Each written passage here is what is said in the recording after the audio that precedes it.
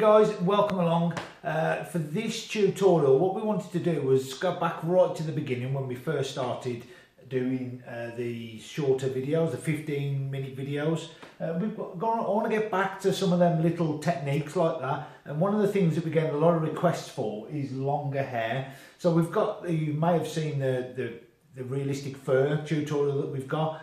Some people can't relate that to a longer flowing hair, so even if it's for animals or if it's for portraits, I wanted to run through a quick tutorial just on how I break it down, how I pick the sort of the highlights and the shadows and add it into just a quick demonstration. So I hope you find this one informative. Don't forget to check out our main tutorial site, which is learntoairbrush.vhx.tv, and let's get into it and let's get painting. So from our video painting realistic fur, we wanted to add on to that in this short sort of video tutorial. A lot of people seem to be, they can't relate that fur video to longer hair. So there's a couple of rules to follow for hair, and let's just start with some of the basics. So everything has got a highlight to it. If it didn't, it'd just be a flat block of colour. So let's just start with a little bit. I've just got black, and let's just start with a couple of sort of flowing hair. So let's say you were painting a portrait, and we've got this sort of hair that flows down on this side. There might be a couple of little sort of separations, some flow off a little different way.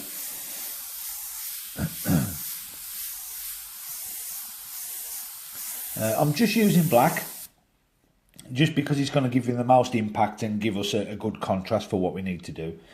So let's say as this is coming over the top, there's going to be a highlight here. So this is going to be a highlighted area. This is where the light's going to catch it, and this is where we add some of our detail. So following the direction, I'm going to add the shadow area. Now you can see I've got my paint quite thick, it's quite grainy. I prefer it that way. So let's just say we've added that part there, you know, no detail as such, but there's going to be a part this side as well. So let's say there was a parting down the middle there, and there's some going that way.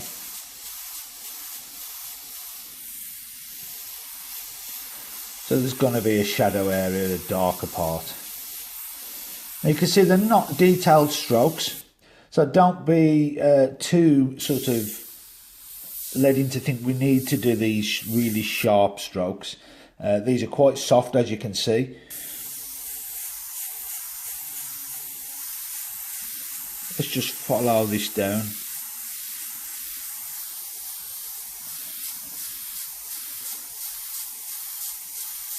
So I'm looking at the reference picture. I mean, obviously we're not working with one just for this short tutorial, but you're going to have one.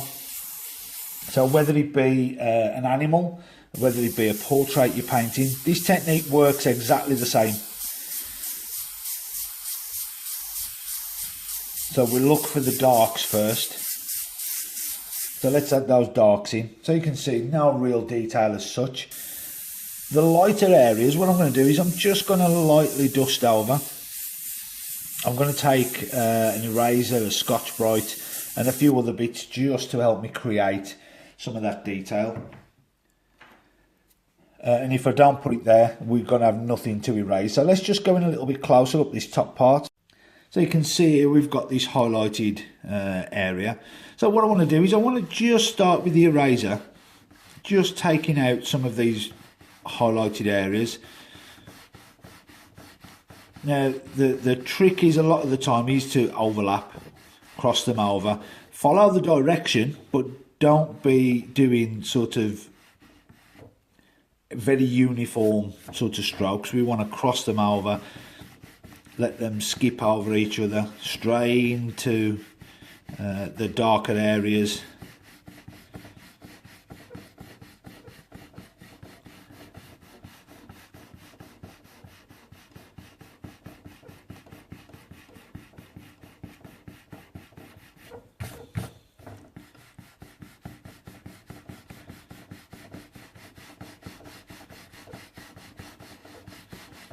just to let that sort of blend in. We can also use a little piece of Scotch-Brite.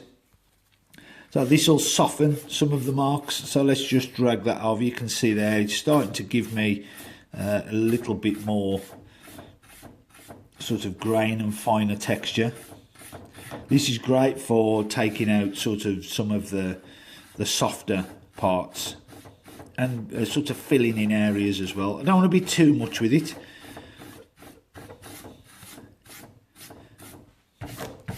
So that's just the first step.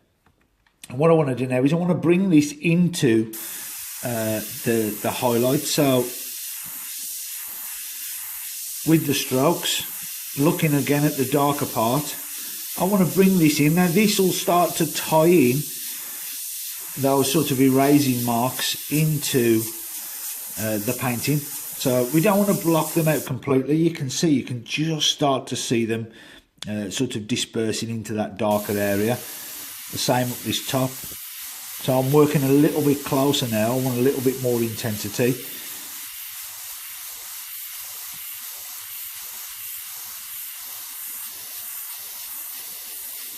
And just let that softly, again, I'm coming back around about 3 or 4 inches away. I'm just letting that sort of drift down into that area. So now we've got a nice, clean, uniform sort of piece of hair. A lot of the problems with that is usually that it's never that clean. So I'm just going to go back in the middle. Obviously make sure that paint you've just added in is dry. And I'm just going to sort of establish that highlight.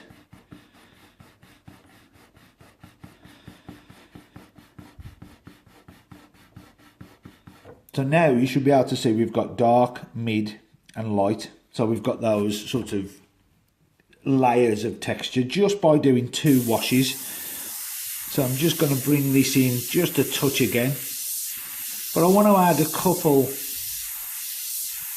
of separations. So now I'm going to go a little bit closer and let's let this paint sort of drift over. These paints are going to overlap in certain areas, these hairs should I say. So I'm just going to separate those, break them up just a touch, and the same this side.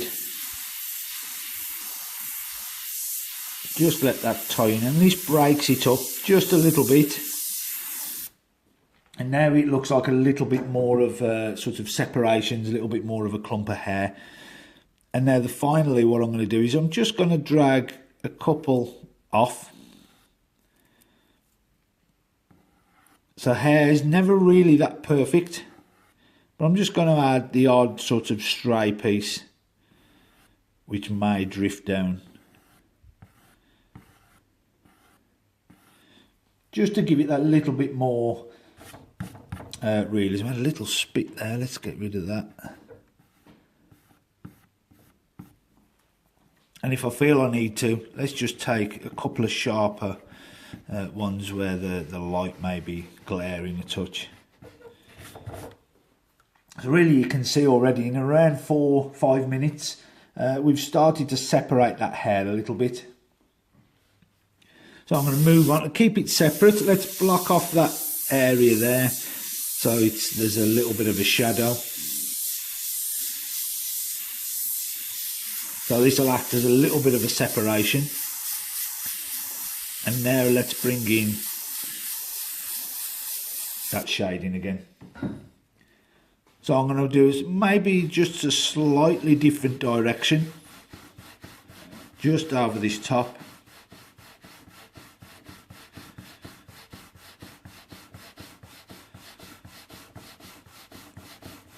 Just to pick up on those highlights. Now remember, I'm going to stretch them into that darker area because we're going to be able to wash over this part.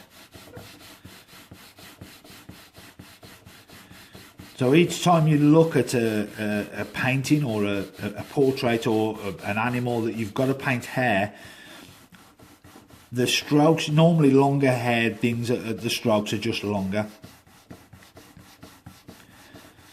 And if you look at your reference, there's going to be a darker area to it. So you need to pick, this is the colour, I'm just using black at this point, but I would generally pick that darker colour, mix that darker colour and do exactly what I'm doing at this point. We can always tint the hair to get the colour. We can always tint it to make it the colour we want. So we can go over with lighter transparency over the top, which will give us maybe a little bit more of a reddy, a sort of a blonde hair or a brown hair. We can always tint over a little bit later. So these are a little bit closer, see I'm just overlapping some of them.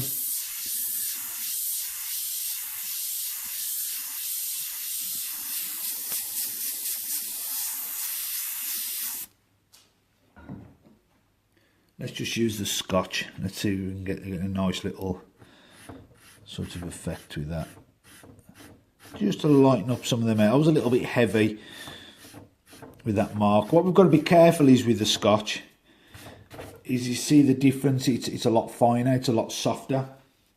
We still want to maintain, if it's for a portrait obviously, the hair is usually quite thick.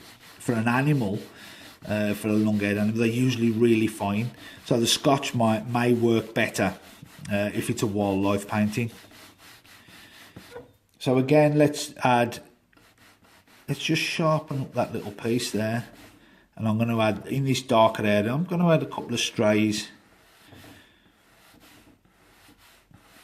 which just overlap into that area. Those are fractured quite a lot. The paint's quite heavy.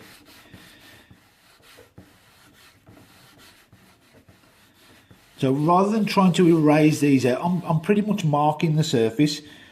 So they're just sort of dragging across and damaging the paint rather than actually removing it. So if I need to, let's say I've got that little bit of fuzz over the back, let's just clean that up with the Scotch.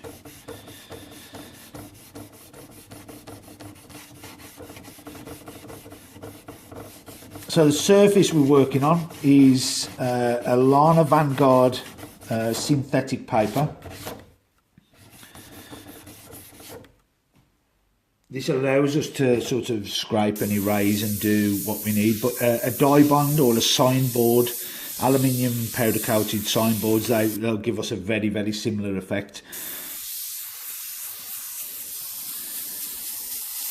Let's just darken some of those down so we push them in the background. Okay, fantastic. So there's another couple of bits we can add to that just to give it a little bit more realism. So I'm just going to reach for a blade and a piece of paper. So I've got this and I'm just going to cut a curve just in there. It's something that suits the flow of what we've painted. So you can see the shape is generally the same or very similar. It wouldn't look odd if we put straight lines in, it wouldn't look too clever. So what I'm going to do is keep this just open, the tiniest amount, so you can just see that little gap. Keep it nice and flat, and what I'm going to do is just add a little bit of paint. You don't need to block these out. You'll see straight away that you can see it's adding that little piece of hair over the top, these little stray pieces. They don't need to be blacked out completely.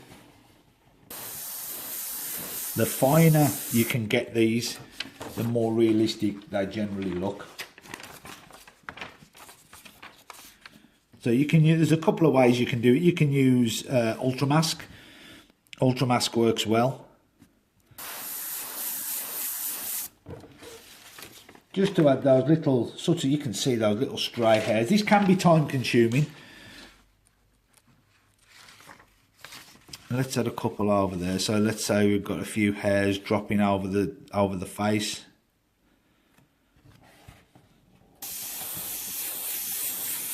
A little bit longer on that one. Just to add those little pieces, and just keep them nice and fine, almost so you can't see them. See that paper open. So now we start to add those in, keeping them nice and clean, nice and sharp. Try not to attempt to do them if it's a realistic portrait or a realistic hair you're painting. Try not to do them too freehand because they won't tie in. If this is nice and sharp and crisp, even in the best intentions, some of these, the texture needs to stay the same. So let's just, I want to add a little bit of more depth to this, just to add a little shadow over the top, just to lift it up. So there we go. At that point, there'll also be the odd little piece where the hair's gonna stray off. But what I'd always say do is pick each one. So if you've got a clump of hair which strays off slightly, do that piece, then move on to the next piece. Try not to do it all in one go. Treat them as individual areas. You can keep track of it a little bit better this way, and you can control the sort of the flow a little bit rather than trying to do all in one go. It's often best. Let's just add that shadow underneath just to darken that. It's always best to try and separate them slightly so you keep each part as an individual flow of or lock of hair. As that flows down again, it could be quite dark down there. I can increase this, always keeping the direction. Make sure you follow the direction with hair.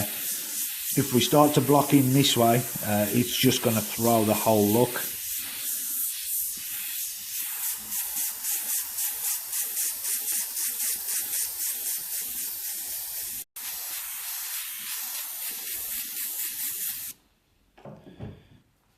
Now I think I'm going to use the Scotch just to lighten up this area. Just to give me that touch of highlight there. And then I'm going to go in with the eraser. So notice how I'm making some shorter, some longer. Again, this is trying to add as much sort of realism as I can.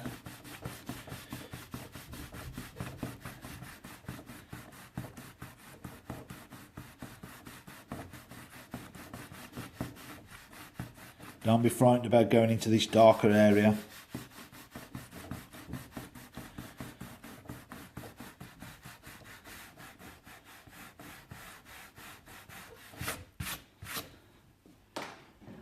And the same principle again. Let's just bring this darkness in, just to add that shadow, blend out those erasing strokes. And just be careful of not covering everything up. So it's just that little bit. And now let's add a couple of little stray.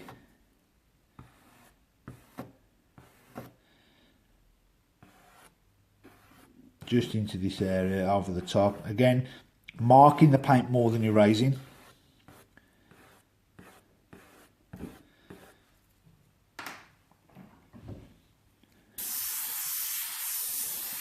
Let's just separate that a little bit. Let's cast that shadow underneath just to lift that forward. There is going to be areas in the hair which is sort of blocked in.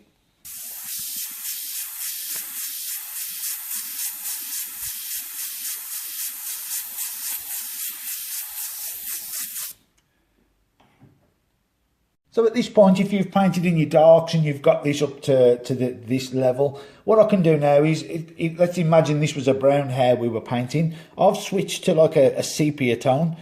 And what I want to do is I just want to start and wash in to this area. This is where my colour would come from. So generally, if this was like a brown hair or a darker brown hair, this sort of colour, I generally wouldn't use black. But I'm just, for the exercise, just using it as an example. I'm going to bring this sepia tone into the same way. So as we was adding those darks in, I'm just going to start to tint in. I don't want to go all over those highlights we've added in, but I want to blend in from the darkness this little bit of colour. Now you need to make sure that this colour is transparent, so it really needs to be transparent to add this in. If you're using an opaque, it's going to sort of block out some of those details and send the darks quite milky. So I can add a couple of little darker parts with it. But you can see already, just by tinting that, I've not lost any of the detail, and it's really starting to give me a little bit of a glow. So this is that sepia tone.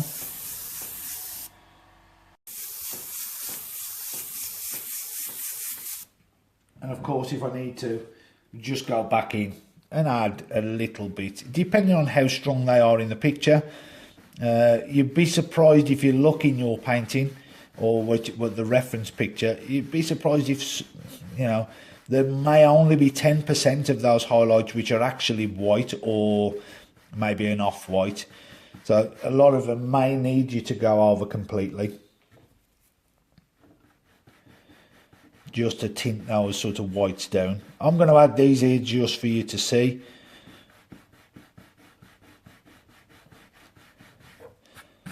But in general, hair, flowing, longer hair, treat them as a separate entity in each one. So think about that piece, concentrate on that, then add that. Because if the direction changes slightly, use that as a separate piece. So that one was a little bit wider, let's say. That one was a little bit thinner. There was a couple of more pieces in there. This one was on its own. Let's just pick out that little bit there, just to give that little, maybe that's catching that little bit of highlight a bit more. And there's a couple of sort of strayed parts coming off that,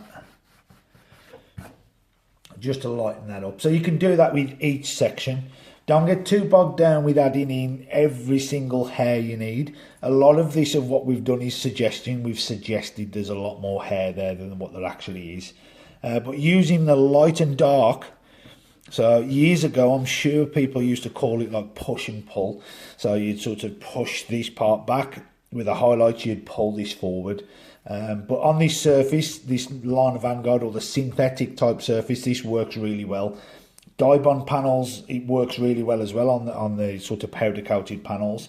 If you're working on canvas, make sure you prep your canvas well, give it a good couple of coats of gesso or gesso, whichever you call it, and give it a little bit of varnish, a couple of light coats of spray varnish. This will seal the gesso in, and it'll allow the paint to sit on the surface rather than being absorbed in. Normal cartridge paper or things like that you're practicing on, this is not going to work too well on there. But this is great for just getting through 15 minutes of a quick tutorial on how to get nice flowing, sort of realistic looking hair. So there we go. Fairly simple. I've tried to keep it as simple as I can and break it down so it's in a few easy steps. Don't forget to keep it in separate sections. Don't try and do everything in one go. Keep it in smaller parts and just let that depth build up. Let the final colour or the lightest colour with the transparent, let that do the work for you to give you sort of that glow with the hair. You tend to get it a little bit more sort of realistic when you use transparents. For the base one, obviously, we just use the black, but pick the darkest colour to add that in. So I hope you've enjoyed this one. If it is the first video, please consider subscribing, and please don't forget to check our main tutorial site, learntoairbrush.vhx.tv, and we'll see you next time.